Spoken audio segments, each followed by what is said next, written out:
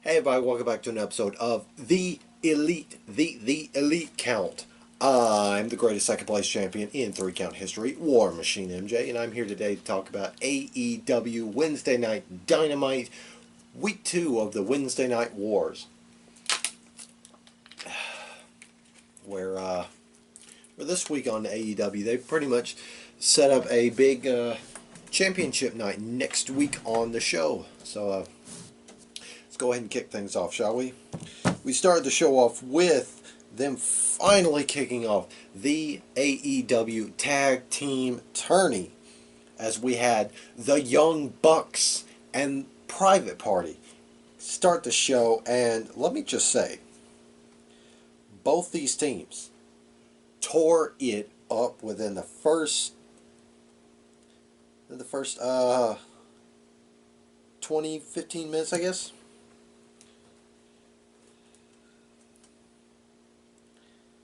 Yeah, these guys tore it up. It was just boom, boom, boom, boom, boom. Private Party coming in as the young, up-and-coming team.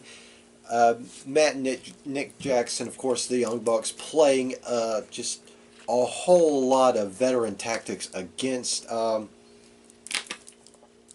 Mark Quinn and Isaiah Cassidy. And it was a fantastic match. Halfway through the match, I think it was Mark Quinn.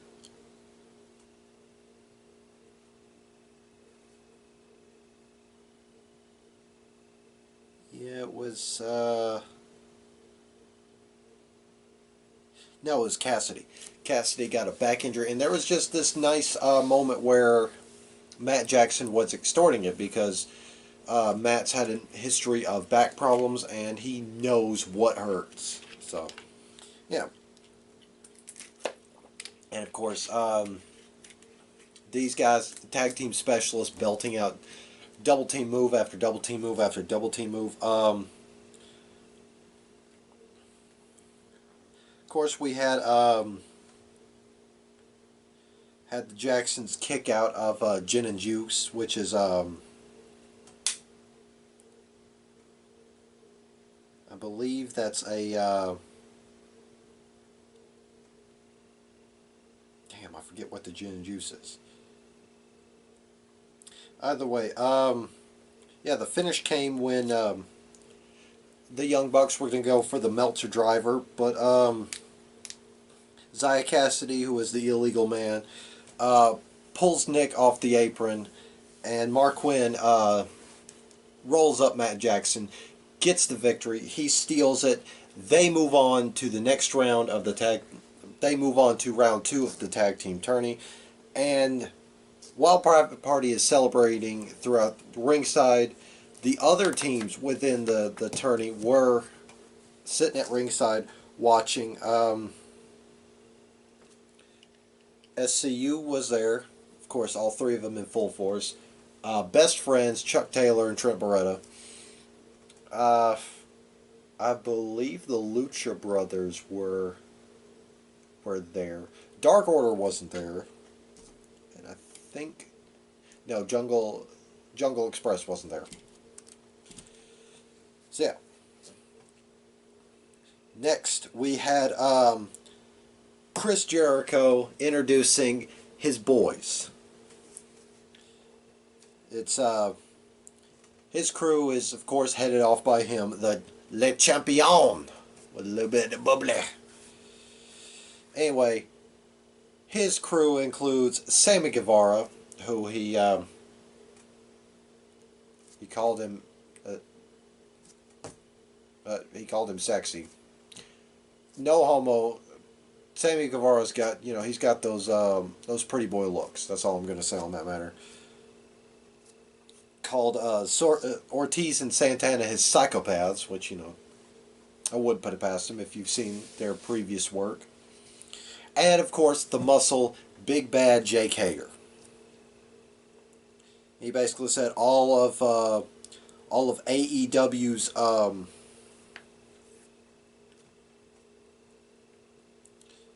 said all of AEW's success last week was all because of him and his boys. Said all his boys have made the list, which, you know, he can't really say it, but he can say the catchphrase.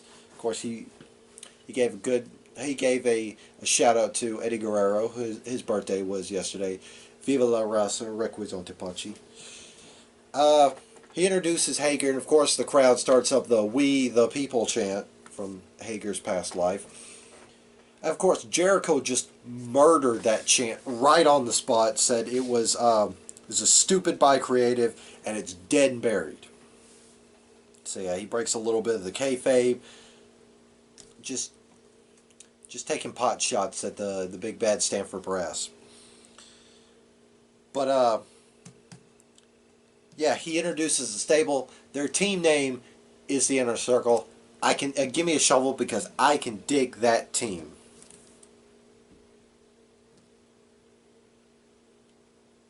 Okay, all right. Something else. Anyway, he talks about Cody because him and Cody are going to go at it full gear for the AEW title. He talks about he doesn't like Cody or his family. He calls Dusty Rhodes a jerk. Says he never liked him. He's going to kick Dustin's ass later. Calls him a moron too. And he says he's going to beat the ever-living out of Cody at Full Gear. And he actually says the word. He doesn't get censored, which is dynamite.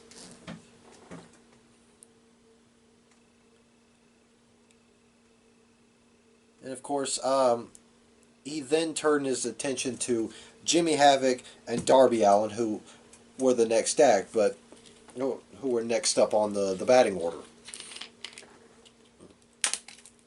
Anyway, these two hardcore competitors competed in a #1 contendership to face Chris Jericho next week for the AEW Championship. Going to go ahead and throw this out there. They're not going to win.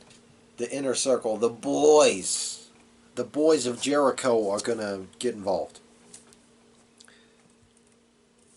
But yeah, there was absolutely no hardcore in this. It was a straight technical beatdown as both these guys looked to rip each other apart just to get a crack at Jericho next week.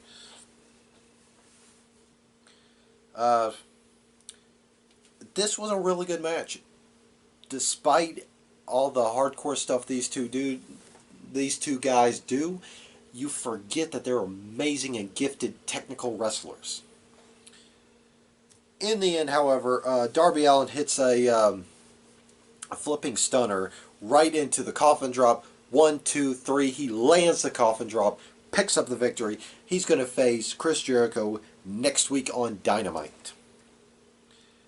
Next, it was women's tag team action as Bea Priestley and Emi Sakura took on AEW Women's Champion Riho and, of course, Dr. Britt Baker, DMD. This was a fun, nice tag team match, of course. Britt Baker, Bea Priestley, just ready to just rip each other apart, using every opportunity to beat the absolute out of each other. And of course, they're still telling the story of Riho, who is just the tiniest competitor in the AEW landscape, and she's an underdog champion. But finish came when Britt Baker forced Emi Sakura to tap out with a mandible claw. No, not the Fiend's mandible claw, but yeah, just made her tap out with it. Riho and Britt Baker win by submission. However, it is far from over as Bea Priestley and Britt Baker try and tear each other apart. They're, of course, separated by Riho. And later on, it'd be made official next week on AEW Dynamite. Riho will defend her women's championship, that tiny belt that looks perfect around her, but not going to look proportionate to anybody else. She will be defending against Dr. Britt Baker, DMD. Next, we had an interview with best friends who are still at ringside. They got asked how they're feeling going up against SCU next week. Well, of course, they started the segment by looking at a well done video of Chuck Taylor and Trent Beretta hugging each other. I gotta say, it was a well done video. And of course, how could you not like best friends? They're great. Anyway, yeah, Chuck basically says, "Hey, don't ask them, ask this guy." And of course, the crowd separate. Well, the two of them separate, I should say. Two of them separate, and there's just Orange Cassidy just chilling. And of course, he gives a half thumbs up. So yeah. During the commercial break, we had, well, actually, for the commercial break, they went straight into the next segment as the lights went down, except for one lone spotlight on top of the ramp. It was, of course, the chairman, Shawn Spears, with the former member of the Four Horsemen, Tully Blanchard, in his corner, taking on Mox. Then we go to commercial, and Pac is at commentary. At first, I didn't know who it was. I had missed it, but then when they talked about All Out, then I put two and two together. You forget what a good talker that Pac is. Anyway, yeah, but Mox and Pac, almost said Mox and Pac. Mox and Spears kicked the absolute out of each other towards the finish. However, Mox hits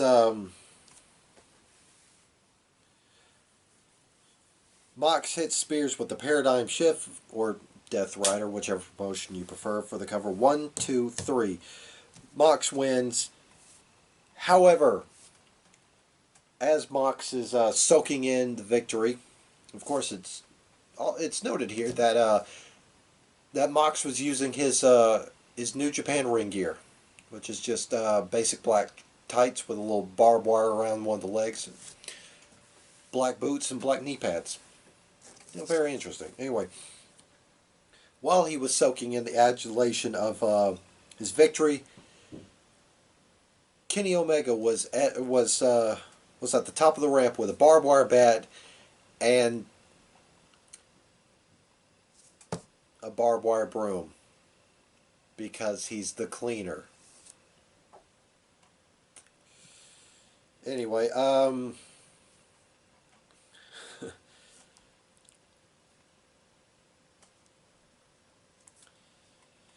yeah, he starts slowly making his way down the ramp. Mox catches wind of him, slowly starts making his way up the ramp. Kenny stops halfway through, tosses the barbed wire bat down towards Mox, says, "Pick it up, come on, let's do this." Before Mox could even oblige, Pac comes out of nowhere and just blasts Kenny in the back of the head with a chair.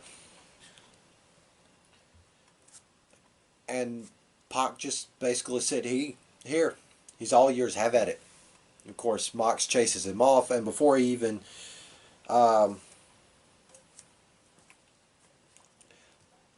could even pick up the bones of Kenny Omega, he just says, "It's not worth it," and just walks off. And finally, we come to the end of the show as Chris Jericho and Sammy Guevara, the Inner Circle, with, of course, Jake Hager, took on the team of Dustin Rhodes and Hangman Page. This match was set up on BTE last week. No, earlier this week, I should say. Because the Bucks and Dustin Rhodes were giving Hangman a lot of flack for not coming out there and bailing them out last week. So Hangman said, "I'll make it up to you." So we got this. So we got this match, and this was a nice match. Dustin Rhodes, of course, still a natural, hasn't lost a step. Hangman Page is still one of the top athletes in the world today. Um, yeah, of course, Jake Hager being out there, he was the difference maker. He got involved several times. Um,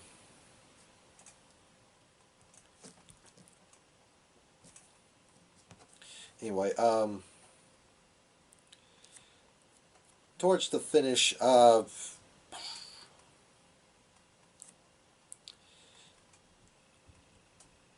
yeah, while the referee was distracted with Sammy Guevara,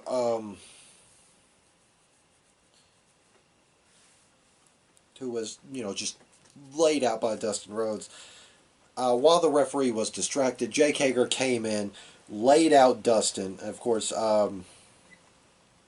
Jericho hits the Judas effect, which is just back elbow cover. Jericho and Guevara, the inner circle, get the victory. In the end, well, after the match, all three men beat the ever living crap out of Dustin. Page gets up, tries to help out, but he's overwhelmed. The lights go down. They come back up. There's Cody. He's got a score to settle with Sammy Guevara. Of course, Jericho and Cody square up in the ring. And then he's blindsided by Santana Ortiz. All five men beat down on Cody. Uh, Jericho's even strangling him with his tie. Then comes Cody's best friend, MJF, with chair in hand, bolts down to the ring, and there is this nice moment where even I believe that, well, Jericho still having the tie around Cody's neck. They're all, looking at MJF, and Jericho's yelling, hit him with the chair. And, they're doing this nice moment where MJF is just kind of battling with the idea of, not of smacking his best friend with the chair, and even I believed it. But then MJF starts wailing away with the chair. The numbers are too much for him as the Young Bucks hit the ring to try and even the score. Jericho comes down. Jericho leaves the ring, and he's about to hightail it out here when he turns around to see Darby Allin skateboard down the ramp. Yes, he's skateboarding down the ramp. Catches Jericho with a flying knee, starts, chasing him off. The Elite plus Darby Allin and MJF stand tall in the ring as Jericho, just backs off, jaw-jacking at the mic. Another fantastic episode of AEW Dynamite. Looking forward to that championship. Looking forward to that championship level episode next week. It's going to be just an absolute barn burner. And if you guys haven't checked it out, go to the AEW YouTube channel and check out AEW Dynamite Dark, which is just a whole bunch of dark matches that didn't make the cut.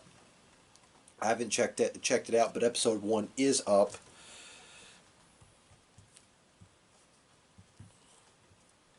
Anyway, that does it for the recap. You know how this plug party goes. If you miss Rod's opinions but hate his ugly face, check out his podcast on the Castbox app, Prime Talk with Rodimus Prime, where he runs down all the week's wrestling, and of course, he talks some football and some baseball. And of course, he's probably going to be talking about the first episode of NWA Power. Because there's like 3 R's in the title of it. But yeah, that's also up on YouTube. Check it out if you haven't checked it out yet. I still need to check that out too.